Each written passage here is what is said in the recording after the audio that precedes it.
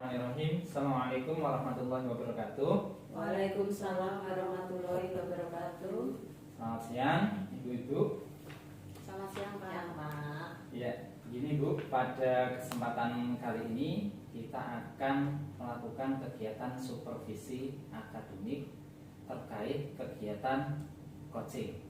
Jadi, sebelumnya nanti kita akan berbagi peran. Di sini saya berperan sebagai observer atau supervisor. Kemudian Bu Nur akan berperan sebagai coach. Sementara Bu Andini akan berperan sebagai coaching. Itu nggih? Sampai sini paham nggih? Iya. Untuk selanjutnya saya akan berbincang terlebih dahulu dengan Bu Nur terkait kegiatan pra-observasi. Maka dari itu saya memohon untuk Bu Nur Hayati meninggalkan. Saya mohon pada Bu Andini untuk meninggalkan kami berdua melakukan kegiatan pra-observasi. Oke, monggo Bu Andini. Ini Bu Nur. Nggih, Pak Burhan. Nah, di sini nanti kita akan melakukan kegiatan pra-observasi, terkait kegiatan coaching. Nah, sebelum melakukan kegiatan coaching, tentunya kita sudah mempelajari tentang kompetensi inti terkait coaching. Nah, ada 3 kompetensi inti terkait kegiatan coaching, yang diantaranya yaitu kehadiran penuh, kemudian mendengarkan secara aktif, serta mengajukan pertanyaan berbobot. Betul Ibu? Oke, langsung kita mulai saja Ibu. Iya, baik Pak, siap. Nah, dalam kegiatan supervisi kali ini, kira-kira Bu Nur ingin saya membantu Ibu mengembangkan kompetensi yang mana? Baik Pak Burhan, terima kasih. Dalam supervisi kali ini saya itu ingin lebih mengembangkan diri kepada pengajuan pertanyaan berbobot Pak. Jadi mungkin lebih melihat di situ Pak. Jadi nanti saya mohon bantuan Pak Burhan untuk memfokuskan kepada saya tentang pertanyaan-pertanyaan yang saya ajukan kepada coach nantinya Pak. Jadi Bu Nur ingin fokus dalam mengembangkan kompetensi mengajukan pertanyaan yang berbobot gitu. Betul Pak. Oke. Nah, terkait pertanyaan yang berbobot Bu, kira-kira pertanyaan yang berbobot itu pertanyaan berbobotnya seperti apa? Begini Pak, dari saya itu memang masih merasa kurang itu Pak, dalam hal mengajukan pertanyaan berbobot, dengan apalagi dengan menggunakan alur tirta. Dan untuk merangsang coaching dalam menggali potensi dirinya, sehingga coaching itu mampu menghadirkan solusinya sendiri dari apa yang menjadi permasalahan. Jadi begitu Pak. Saya ingin si coach itu mampu menemukan solusi dari permasalahannya itu Pak. Jadi Bu Nur berharap dapat mengajukan pertanyaan yang dapat mengakomodasi dari coach untuk menemukan solusi terhadap masalahnya gitu. Betul Pak. Kalau bisa ya, kira-kira indikator dari ketercapaian kompetensi itu kira-kira apa ya? Untuk indikatornya sendiri itu ya Pak ya, yang ingin saya ajukan adalah dapat mengandung pertanyaan yang lebih berkembang dan bervariasi tentunya ya Pak ya, tetapi tetap dapat mengarahkan coach mengatasi apa yang menjadi kendala permasalahannya. Jadi seperti itu Pak. Jadi pertanyaan yang dapat mengeksplorasi. Betul. Terkait masalah coach juga solusinya Bu. Betul Pak. Nah, terima kasih Bu. Untuk kegiatan pra-observasi saya kira sudah cukup. Untuk selanjutnya dapat dilanjutkan dengan kegiatan coaching. Nah, kegiatan coaching nanti saya akan mengamati tentang kompetensi mengajukan pertanyaan yang berbobot. Nah, untuk selanjutnya saya berikan kesempatan untuk Bu Nur dan Bu Andin melakukan kegiatan coaching. Monggo Ibu. Baik, terima kasih Pak Burhan. Monggo Bu Andini. Monggo Bu, masuk.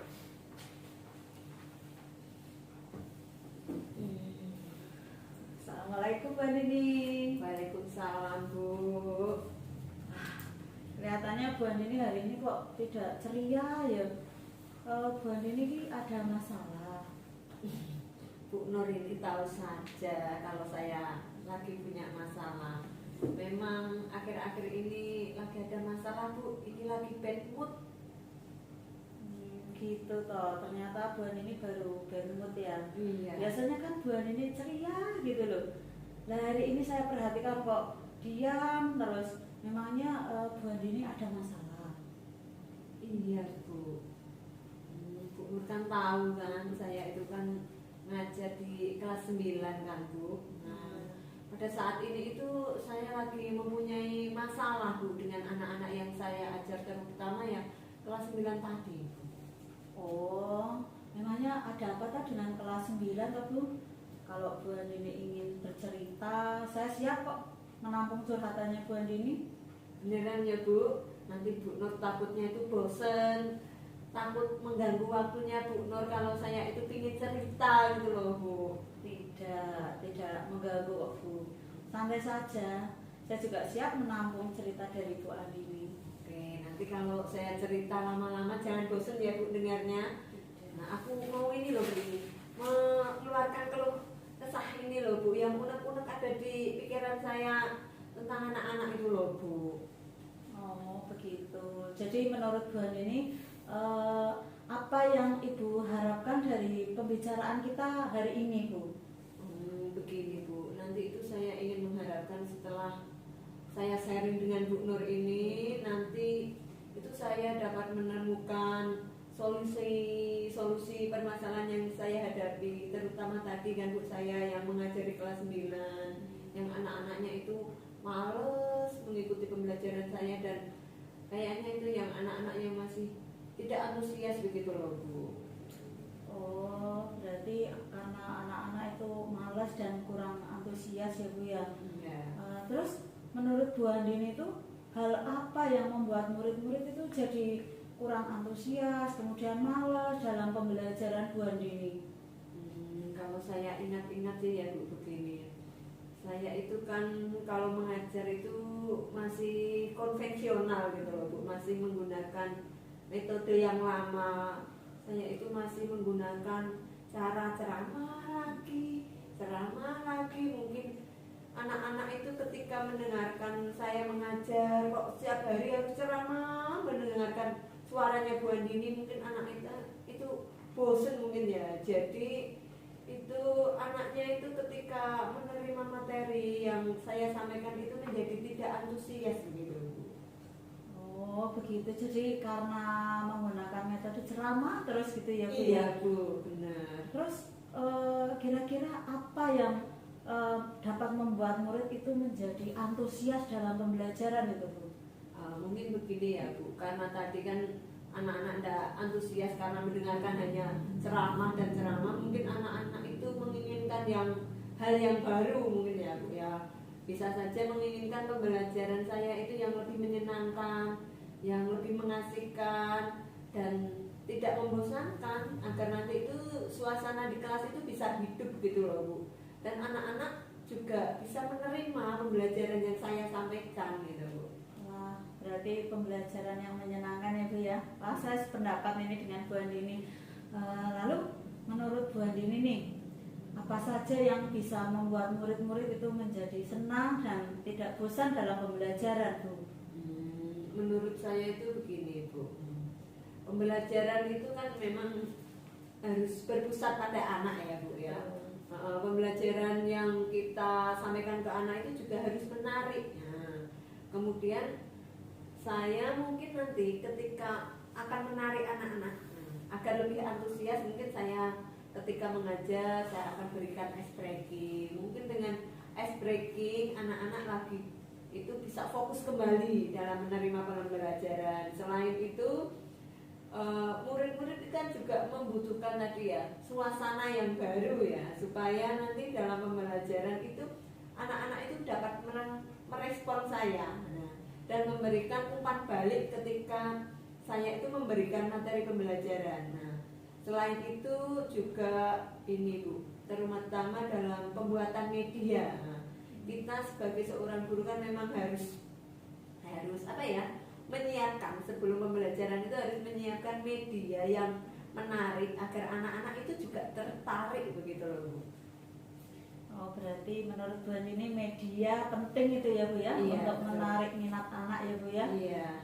Lalu mengenai sumber media belajar yang diberikan kepada murid-murid Bu Andini ya, apakah penyebabnya sehingga mereka itu kurang antusias dalam pembelajaran Bu?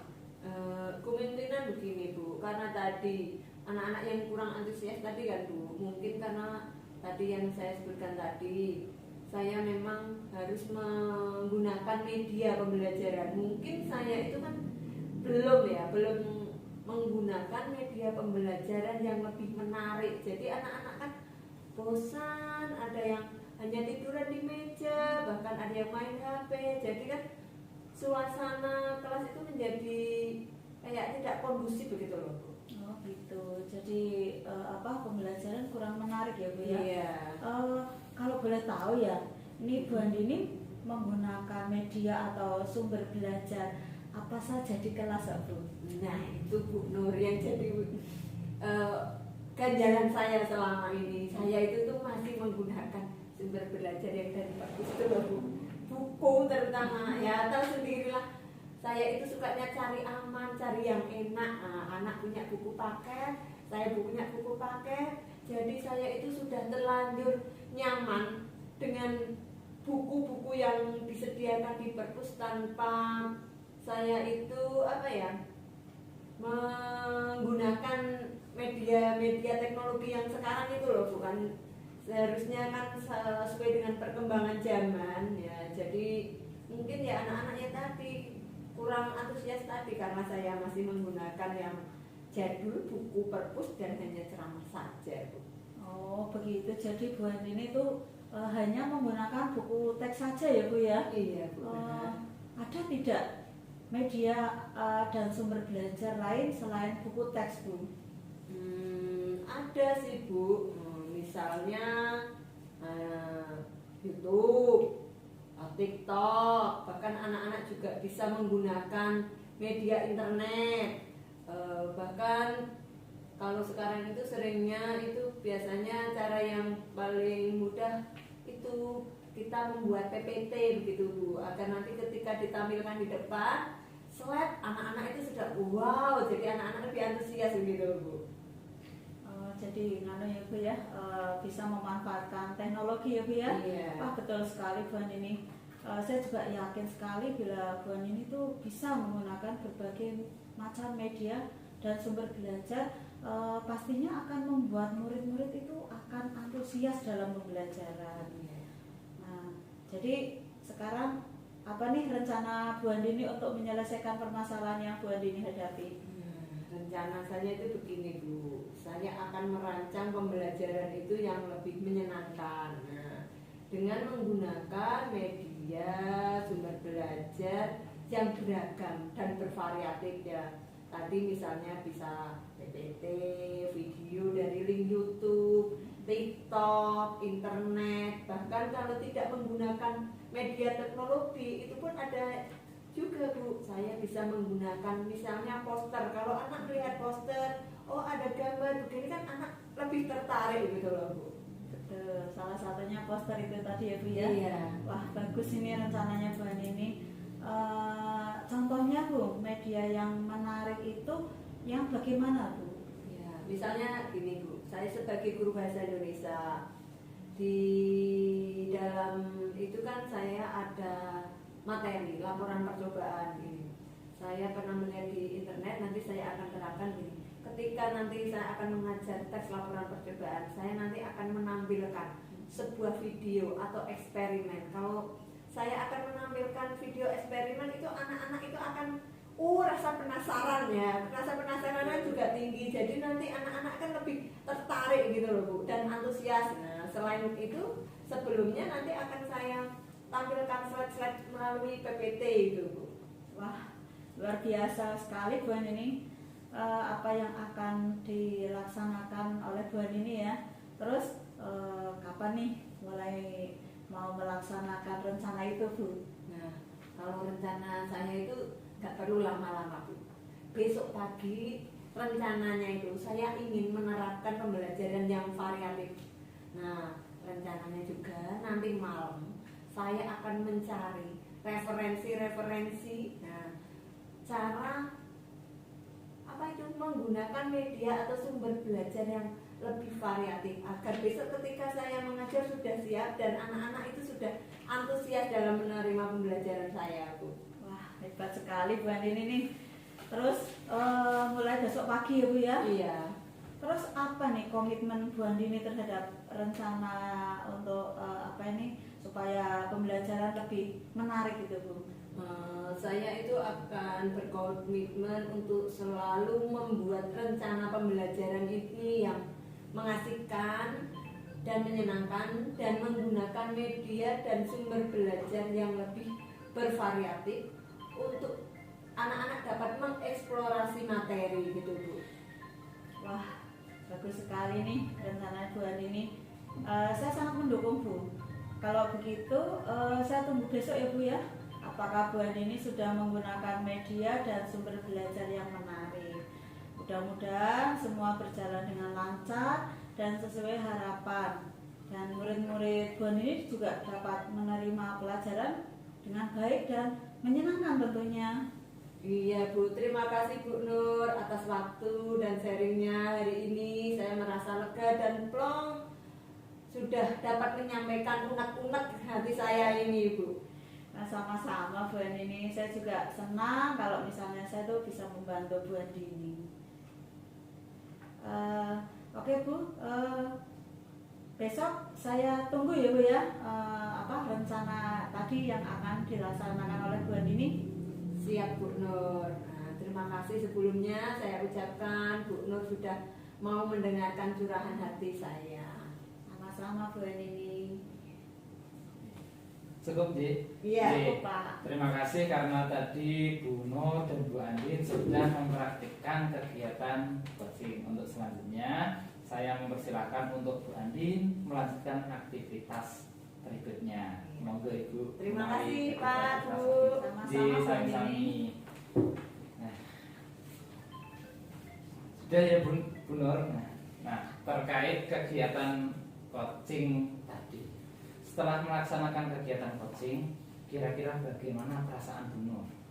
Saya tuh merasa lega dan senang ya Pak ya, karena dapat memfasilitasi coaching dalam menemukan solusi terhadap masalah yang dihadapinya. Jadi beliau itu menemukan masalahnya dan mendapatkan solusinya sendiri itu Pak. Jadi saya merasa senang bisa membantunya Pak. Seperti itu. Jadi sudah merasa senang.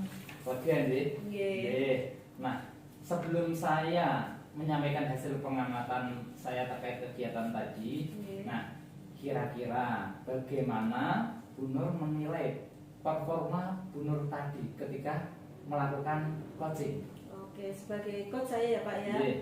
Menurut saya untuk performa tadi dalam kompetensi mengajukan pertanyaan berbobot itu sudah meningkat. Karena pertanyaan yang saya ajukan itu mampu mengakomodasi coaching dalam menemukan solusi untuk menyelesaikan masalahnya Pak, seperti itu. Kira-kira apa yang membuat Bu Nur menilai demikian?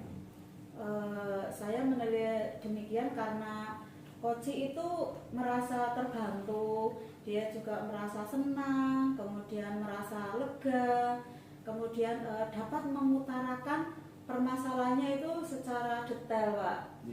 Selain itu coaching juga dapat merumuskan atau menemukan solusi, kemudian dapat memecahkan masalahnya sendiri Pak.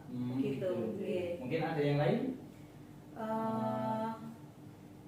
si coaching tersebut juga ingin suatu saat kalau misalnya ada permasalahan lagi, dia juga ingin melakukan coaching lagi dengan saya, Pak. Oh, jadi gitu, berarti Pak. karena merasa nyaman, terbantu, jadi ingin melaksanakan atau melakukan kegiatan coaching lagi. Betul, Pak. Nah, sekarang kira-kira kalau saya gantian menyampaikan hasil pengamatan saya bagaimana? Oh, boleh, Pak. Dengan Jadi, senang hati, Pak, saya akan menerima. Silahkan, Pak. Jadi, kalau menurut hasil pengamatan saya itu terkait kompetensi dalam menyampaikan pertanyaan yang berbobot yang sudah dilakukan oleh Bu Nur, menurut saya sudah sangat bagus, sudah ada peningkatan dari pertanyaan yang sedikit itu sudah merangsang coach menjawab panjang lebar. Jadi dia mengutarakan semua yang menjadi unek-uneknya. Nah, itu menurut saya adalah salah satu kriteria pertanyaan yang berbobot. Dengan sedikit saja pertanyaan atau sedikit stimulus, coachingnya sudah mengutarakan dengan sendiri apa yang menjadi masalahnya. Selain itu, coaching juga dapat merumuskan berbagai solusi terhadap masalah yang sedang dihadapi. Nah, selanjutnya kira-kira bagaimana pendapat Bu Nur terkait hasil pengamatan saya, apakah kira-kira sesuai atau tidak? Wah, terima kasih Pak sudah memberikan penilaian Bapak ya terhadap saya ketika saya sebagai coach dalam proses coaching tadi. Sebenarnya saya setuju dengan hasil pengamatan Bapak, meskipun sudah sesuai, tapi kadang saya juga merasa ragu, Pak, apakah pertanyaan yang saya sampaikan terhadap coaching itu sudah sesuai dengan alur tirta apa belum? Apakah pertanyaan yang saya ajukan itu sudah dapat menstimulus gitu, Pak? Apakah pertanyaan yang saya sampaikan itu sudah bisa membuat coaching itu merasa nyaman, merasa lega, kemudian bisa menemukan solusinya sendiri gitu, Pak? Jadi mungkin sekali masih ada rasa ragu apakah coaching itu merasa nyaman atau belum. Tapi ternyata ketika tadi melakukan kegiatan, ternyata coachingnya juga nyaman, bahkan ketagihan pengen coaching lagi. Betul, Pak. Nah, selanjutnya kira-kira bagaimana rencana tindak lanjut yang akan Bu Nur lakukan untuk lebih mengembangkan kompetensi tersebut? Tentu saja untuk mengembangkan kompetensi tersebut saya harus banyak berlatih ya, Pak ya.